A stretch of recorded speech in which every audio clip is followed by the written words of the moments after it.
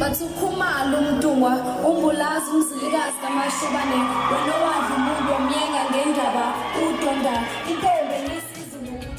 Sanibonani kanza kwethu, sanibonani bantu bakababa, sanibonani mabhinca, sanibonani bantu baseNingizimu Afrika, sanibonani bantu bakamongameli uNgizwe umlando kaMchunu.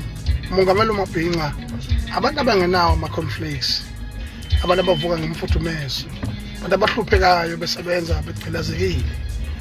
Imina-ke umongameli wenu. Ngisho njalo-ke ngithi kini, cha nganza kwethu ngifuna ukuqinisekisa ukuthi ngiyangena ngo-7 ntambama ngizo-addressa i-nation ngawo wonke ama-issues akhona concerning impucuzeko,